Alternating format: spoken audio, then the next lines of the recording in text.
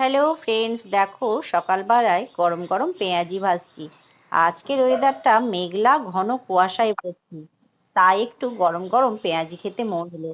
তাই মুচমুচে করে গরম গরম পেঁয়াজিগুলো ভেজে নিলাম, সঙ্গে মুড়ি দিয়ে খাবো। তো মুড়ি দিয়ে পেঁয়াজি খেতে কারা পছন্দ করো কমেন্টে জানাবে। এদিকে হাজবেন্ড বাজার থেকে পেয়ারা, এঁচোড়, সজনে ফুল, এই যে ব্রাউন ব্রেড, কফি, দুধ এই সব নিয়ে চলে এসছে। দুধটা ফ্রিজ থেকে বার করে ভালো করে ফুটিয়ে নেব, তারপরে করব দুধ চা।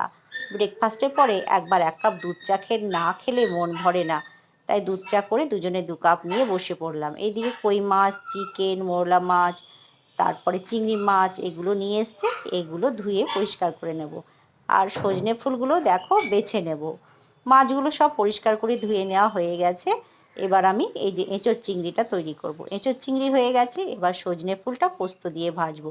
এদিকে রান্না সব কমপ্লিট হয়ে গেছে। ভাত, এই যে সজনে ফুল দিয়ে পোস্ত দিয়ে ভাজা, তারপরে বড়ি দিয়ে মেথি শাক, এখানে মোরলা মাছ ভেজেছি অল্প করে পেঁয়াজ লঙ্কা দিয়ে, এঁচোড় চিংড়ি হয়ে গেছে অল্প আলু দিয়ে, এখানে হয়ে গেছে তেল কই।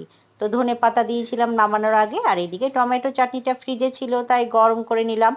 আর এই যে ছেলেকে সুন্দরভাবে সাজিয়ে খেতে দিলাম। প্রতিদিন তো বাড়িতে থাকে না, দুপুরের ভাতটা ওর কপালে জোটে না, তাই আজকে পেয়েছি সুন্দর করে সাজিয়ে দিলাম।